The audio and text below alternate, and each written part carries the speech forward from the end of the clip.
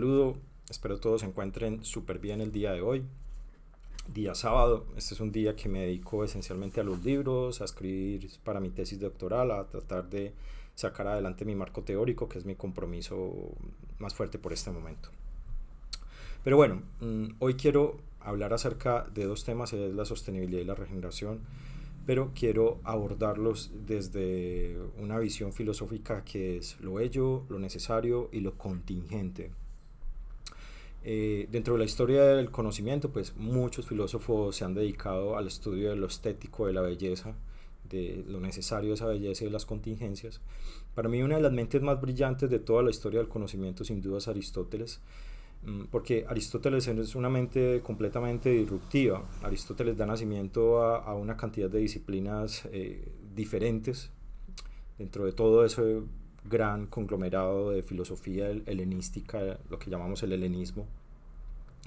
Aristóteles trata la ética, la estética, la política, la matemática, la metafísica, es decir, es un hombre supremamente brillante.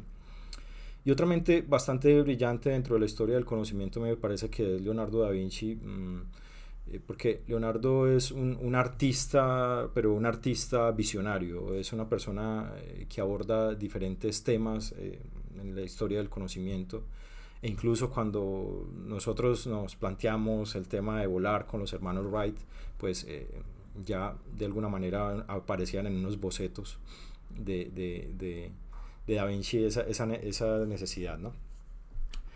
Bueno, para no dispersarme, entonces quiero hablar de lo bello, de lo necesario y de lo contingente, también tema tratado por Immanuel Kant, un tema kantiano, que va mucho más allá de la tríada dialéctica kantiana.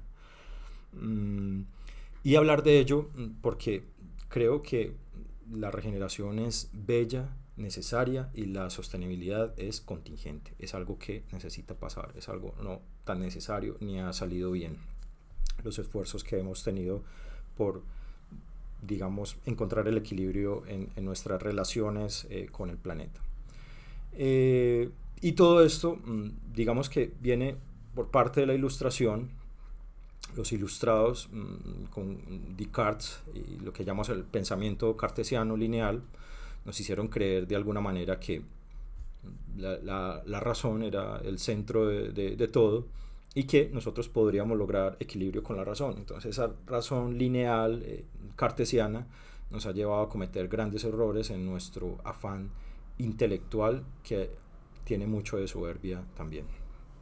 Voy a comenzar por leer un texto de Hermann Hesse.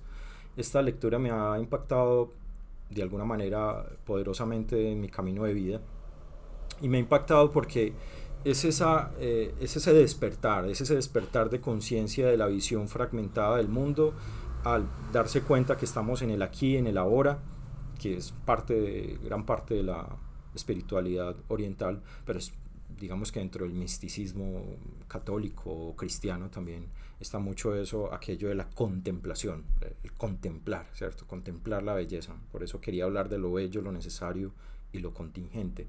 Y con esta lectura me voy adelante porque lo que quiero es recuperar la visión unificada, la visión donde hacemos parte de la naturaleza y no estamos fragmentados de ella. Con lo cual les recomiendo este texto de Hermann Hesse, que es bastante bello, y comienzo. Dice así: la contemplación del fuego me había reconfortado, había consolidado y ratificado inclinaciones que siempre había sentido, pero que nunca había cultivado. Poco a poco fui viendo claro, al menos parcialmente. Ya desde niño me había gustado contemplar las formas extrañas de la naturaleza, no observándolas simplemente, sino entregándome a su propia magia, a su profundo y barroco lenguaje. Las raíces largas y fosilizadas de los árboles, las vetas coloreadas de la piedra, las manchas de aceite flotando sobre el agua, las grietas en el cristal, todas estas cosas habían ejercido antaño una gran fascinación sobre mí, sobre todo el agua y el fuego, el humo, las nubes, el polvo y, especialmente, las manchas de colores que veía girar en el cerrar los ojos.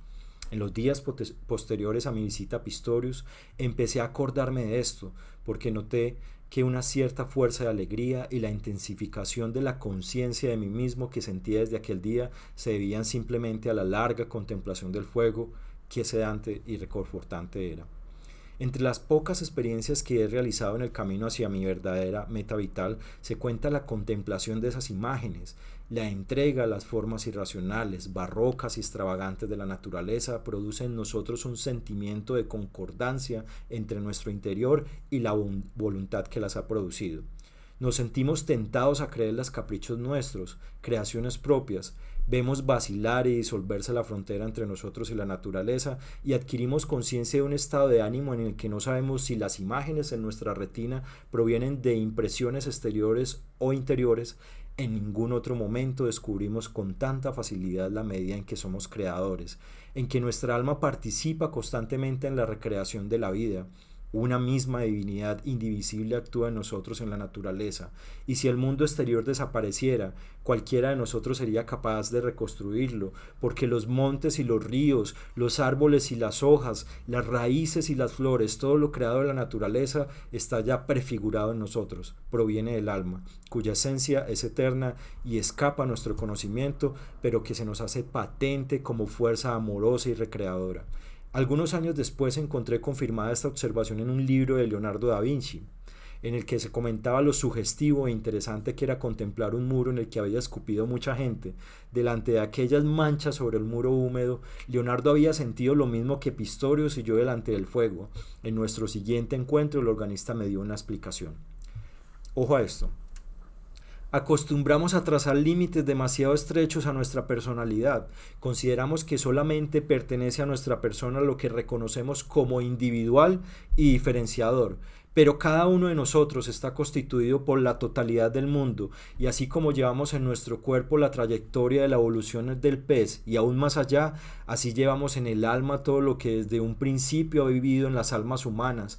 Todos los dioses y demonios que han existido, ya sea entre los griegos, chinos o cafres, existen en nosotros como posibilidades, deseos y soluciones. Si el género humano se distinguiera con la sola excepción de un niño medianamente inteligente, sin ninguna educación, este niño volvería a descubrir el curso de todas las cosas y sabría producir de nuevo dioses, demonios, paraísos, prohibiciones, mandamientos y viejos y nuevos testamentos. Bien, objeté yo. ¿Dónde queda entonces el valor del individuo? ¿Para qué nos esforzamos si ya llevamos todo acabado de nosotros mismos? Alto, exclamó violentamente Pistorius. Hay una gran diferencia entre llevar el mundo en sí mismo y saberlo. Un loco puede tener ideas que recuerden a Platón y un pequeño y devoto colegial del Instituto Hedhood puede recrear las profundas conexiones mitológicas que aparecen en los gnósticos o Zoroastro. Pero él no lo sabe. Mientras no lo sepa es como un árbol o una piedra, en el mejor de los casos como un animal. En el momento en que tenga la primera chispa de conciencia se convertirá en un hombre. No irá usted a creer que todos esos bípedos que andan en la calle son hombres solo porque anden derechos y lleven a sus crías 9 meses dentro de sí. Muchos de ellos son peces u ovejas, gusanos o ángeles, otros son hormigas y otros son ovejas. En cada uno existen las posibilidades del ser hombre, pero solo cuando la vislumbra, cuando aprende a hacerlas conscientes, por lo menos en parte, estas posibilidades le pertenecen. Esto es lo bello, lo bello. A mí me parece precioso este texto.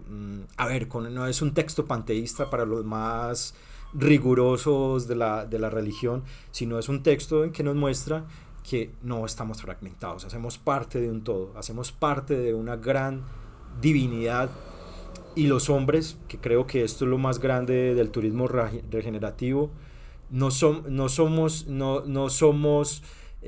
un universo diferente, somos naturaleza. Eso es profundamente poderoso, y yo creo que por ahí comienza una de las grandes cuestiones de la regeneración. Los hombres somos naturaleza, esa visión fragmentada a la que nos llevó la iluminación de alguna manera, que era necesaria porque todos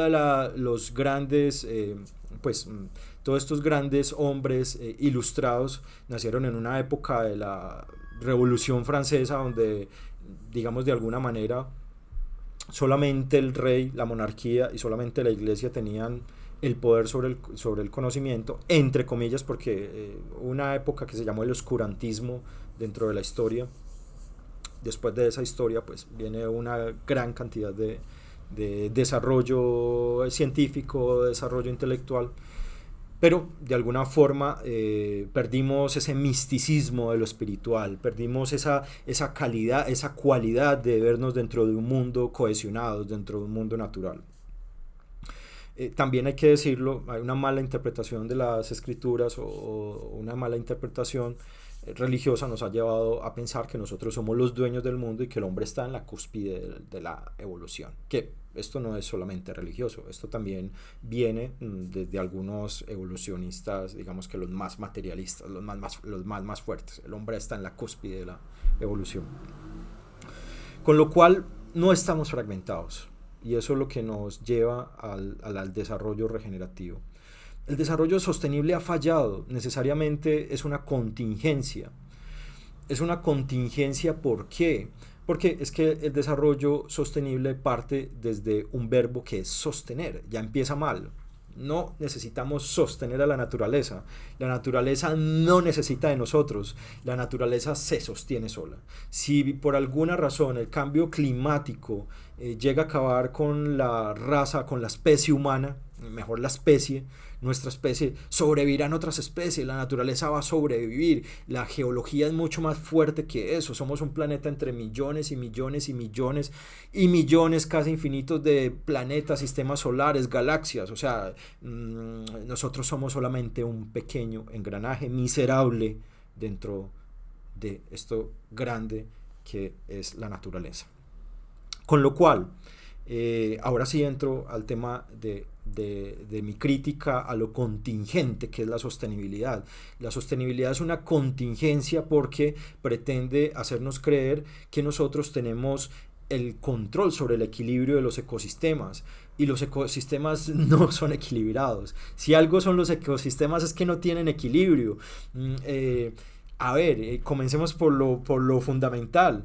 La sustentabilidad es vista como un estado constante de equilibrio desde una perspectiva que nosotros tenemos y medimos un umbral por debajo del cual podemos permanecer, ¿sí? Ese umbral por el cual permanecemos es la ecoeficiencia, es el control sobre las entradas y salidas, y pues los humanos estamos llamados a mantener ese estado, ¿cierto? O sea, estamos dentro de todo esto llamados a mantener un sistema de equilibrio. Entonces, las estrategias para lograr ese equilibrio sostenible comienzan a centrarse en la eficiencia, en la minimización de los impactos negativos, que ya lo sabemos dentro de la teoría del impacto ambiental, lo que se llama la mitigación, ¿sí? La prevención, el control del impacto, la prevención del impacto, pues eso todo es parte de esa necesidad de control. Recordemos el texto de nuevo de Hermann Hesse, que nos decía, trazamos unos límites demasiado rígidos, demasiado concretos a nuestra personalidad, pero es que esos límites son parte de algo mucho más grande, que es una crisis, y esa crisis es una crisis de percepción. Esa crisis de percepción solamente se supera a través de la conciencia de que estamos aquí, de la conciencia del para qué somos y por qué estamos dentro del lugar. Eso es un pensamiento bastante poderoso y que nos aleja necesariamente de la sostenibilidad.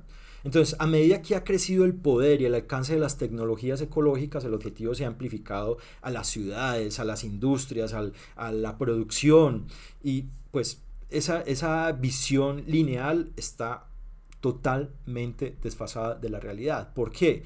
La vida no es la restauración del mantenimiento del equilibrio, sino que es esencialmente un desequilibrio. Esto es bastante poderoso. Bueno, aquí entra la teoría del caos y otras muchas cosas. Las teorías de la complejidad, la teoría general de sistemas. Yo fui formado dentro de una facultad de ciencias ambientales donde nos hablaban de la teoría de la complejidad y la TGS, la teoría general de sistemas. Entonces, hay una necesidad por ordenarlo y entenderlo todo y organizarlo todo dentro de nuestra visión, pero hay unos temas que son de mayor complejidad. Entonces tenemos que entender que hay desequilibrios.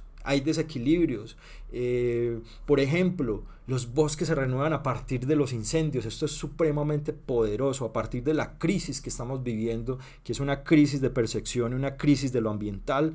Debemos entender que somos como fuego. Hemos sido fuego hasta este momento, pero conviene empezar el nuevo proceso de que ya hemos destruido gran parte de la cobertura boscosa del mundo, ya hemos destruido nuestra biodiversidad, pero es hora de renovarnos desde adentro, y eso requiere una nueva visión espiritual, una visión más profunda. A mí esto me enciende, esto me llena de fuego, de euforia tremendamente, porque la lectura es eso. Cuando uno lee, uno descubre nuevas cosas, y cuando las descubre, algo hace clic dentro de uno y toma conciencia uno de sí mismo. Entonces los sistemas sobreviven cambiando y adaptándose, y nosotros no somos un mecanismo de control ni un mecanismo de equilibrio, no lo podemos hacer. Con lo cual nuestra aspiración máxima tiene que ser encontrar la resiliencia de los sistemas vivos. El diseño para la resiliencia justamente busca mantener la salud y productividad de los sistemas frente a los cambios impredecibles que surgen en el entorno. O sea, no podemos minimizar solamente el impacto, tenemos que adelantarnos a ello y encontrar un enfoque resiliente que reconoce que el cambio no es lineal, el mundo no es lineal, debemos recorrer otros caminos. Entonces, allí surgen esas relaciones complejas entre los múltiples actores. Las entidades vivientes se sustentan a través de la constante adaptación, ¿sí? Y aquí viene un tema mucho más importante que tenemos que superar con la sustentabilidad, y es el tema de la coevolución. Tenemos que coevolucionar. Los sistemas vivos, nosotros los vemos como unas entidades terminadas, pero esas entidades están creciendo, están coevolucionando con nosotros, son resilientes, están cambiando, están transformándose, con lo cual nosotros necesitamos una transformación que nos lleve a una tercera fase. Recordemos de la fase del equilibrio, que es la sostenibilidad, a una fase superior, que es la resiliencia, y ya nuestra aspiración máxima dentro del desarrollo, que debe ser la coevolución con los sistemas vivos. Entonces, aquí hablamos de una comunión humana con el territorio, una comunión humana con los sistemas vivos. Desde esa perspectiva, la coevolución no es, en lugar de ser unos extraños, sino tenemos un rol distintivo, que es agregar valor dentro de la naturaleza. No estamos fragmentados. La lectura de Hermann Hesse, somos un todo, pero ese todo nace con una conciencia. No todos los bípedos que van caminando por allá afuera saben que son seres humanos. Algunos, particularmente dentro de nuestro país, hay algunas mentes terriblemente maléficas, que esa maledicencia y esa maldad solamente ocurre dentro de una deshumanización. Entonces es volver a ser humanos, pero humanos dentro de la naturaleza. Entonces es una imagen del papel de los humanos que tiene que trascender la producción industrial y sustentable. Con lo cual nace la ecoevolución, que es el desarrollo regenerativo. Es algo mucho más poderoso. Y es más poderoso porque es que cuando hablamos del impacto ambiental, estamos hablando de actividades económicas que se están desarrollando en un territorio, pero cuando hablamos de desarrollo regenerativo, lo que nos estamos preguntando es cómo lograr mayor salud de esos ecosistemas, mayor resiliencia, cómo podemos coevolucionar con ellos, y a partir de eso no entregar respuestas, que es la presunción del conocimiento humano, que es la presunción del siglo de las luces, que es la presunción de la ilustración, sino nosotros de alguna manera hacernos las preguntas correctas. A eso es lo que nos lleva el desarrollo regenerativo. ¿Y cuáles son esas preguntas? Ahí es donde empieza todo esto a tomar mayor valor y a ser más increíble y precioso. Aquí es donde viene lo bello y aquí es donde viene lo necesario. Hacernos las preguntas correctas requiere necesariamente estudiar la historia del lugar. Muchas veces como consultores llegamos con una plantilla, que eso es vergonzoso, a decir esto es así. Muchas veces como desde consultores no podemos salirnos de los sistemas turísticos, no podemos salirnos de Buillón, no podemos salirnos de toda esa teoría que nos lleva, pero no nos hacemos las preguntas correctas. Y las preguntas correctas es a partir de la historia del lugar, empezar a identificar toda esa historia y cómo podemos coevolucionar con esos ecosistemas, generando actividades que pueden ser actividades económicas, pero aportan a la salud de esos ecosistemas. Y dentro de esto, pues hay una cantidad de tecnologías, hay una cantidad de herramientas como el Living System Thinking, el pensamiento de los sistemas vivos de Charles Cron, la permacultura, que es que nosotros decimos, ay, es que la permacultura es un conocimiento producido. Miren, yo tengo tanto contra las visiones radicales de los conocimientos del sur, porque es que si bien el eurocentrismo ha producido grandes errores y ha producido una visión colonial del conocimiento, no todo se puede desechar, ¿sí? Es decir, la permacultura es algo que nace en Australia con unos dos buenos autores, pero hay gente que dice, no, pero es que aquí los indígenas, sí, hombre, los indígenas ya producían bien, pero a ver, ¿qué pasa con los enúes? ¿Sí? Una cultura que con unas muy malas prácticas dentro de su territorio. ¿Qué pasó con los mayas? Abandonaron su territorio. Dentro de las teorías científicas es que ese abandono de las ciudades mayas se debió a una mala gestión ambiental. Entonces, no somos la panacea. Es decir, la historia del conocimiento es todo. Ahí lo podemos ver con la lectura de Hermann Hesse. Si un solo niño sobreviviera, reproduciría otra vez todos los conocimientos, porque es que están dentro de nosotros, hace parte de nuestra alma, hace parte de nuestra conexión espiritual. Entonces, eso es bastante poderoso.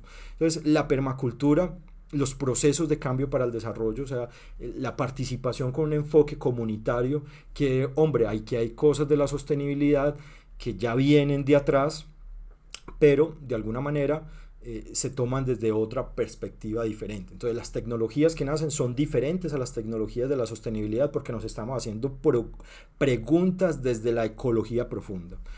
Para finalizar y no extenderme más, yo recomiendo grandes autores dentro de esto. Recomiendo especialmente que comiencen los que quieren sumergirse en el turismo regenerativo, perdón, en el desarrollo regenerativo, a leer a John Tillman Lyle. Se escribe John Tillman Lyle, Lyle, John Tillman Lyle, John Tillman Lyle. Comiencen por leerlo a él, que él es, digamos que uno de los grandes precursores de este tema. También Charles Cron, digamos que Cron habla sobre los Living System Thinking, el pensamiento de los sistemas vivos dentro del tema organizacional. Recomiendo el libro Culturas Regenerativas de Daniel Christian Wall, y recomiendo otras grandes lecturas. Por ejemplo, recomiendo a autores como Carol Sanford, como Elizabeth Soutouris. Recomiendo autores como John Bennett, como Gregory Bateson, el mismo John Tillman Lyle, John Reed. Sí, sé que es de apellido Reed, perdóneme que de pronto me estoy equivocando del nombre. Pues les recomiendo Bill Reed. Les recomiendo las lecturas de Bill Reed, bastante interesantes. Regenesis Group se llama su Regenesis Group, o el Capital Institute, todas las lecturas de Capital Institute, bastante interesantes. Bueno, cierro con esto. Sí, tenemos que trascender desde lo bello, desde la experiencia no fragmentada, sino desde la experiencia de la ecología profunda, de la conexión profunda con el territorio. Esto aplicado al turismo sostenible es bastante poderoso, porque como lo decía con antelación, ya no estamos desarrollando desde unas plantillas penosas a las que llevamos a un territorio, sino que empezamos a plantearnos desde la historia del lugar, desde los valores del lugar, desde la ecología profunda, desde las prácticas comunitarias, que estamos coevolucionando con ese territorio, y eso sí que es nuevo. O sea, el tema de la coevolución sí que es nuevo. ¿Cómo podemos coevolucionar desde el turismo con los territorios, y cómo podemos llevar actividades no solamente que no impacten, porque no se trata de sostener, sino que mejoren la salud del ecosistema? Y en esto Costa Rica, el lugar donde yo estudié mi maestría, es ejemplo en el mundo con el ecoturismo, un lugar que pasó de 15% de su cobertura boscosa hacia un 35%, pero lo ha logrado a través de la asociatividad, lo ha logrado a través del pago por servicios ambientales, lo ha logrado a través de la conexión de los sistemas biológicos, la conexión de los sistemas humanos, y pues una cultura de paz es una cultura que puede lograr muchas cosas. Con esto me desconecto. Estoy un poco desarticulado de la academia. Estoy actualmente dictando un curso, voy a comenzar a dictar un curso de maestría en una universidad en México, que ya estaba en esa universidad antes dictando este curso virtual. pero digamos que por ahora estoy dedicado a investigar. Si hay alguna universidad por ahí que quiera tener a un profe investigador que se tome su tiempo para tratar estas problemáticas ambientales del turismo, pues ahí me tienen. Les envío un saludo, me voy a poner a escribir. Un abrazo.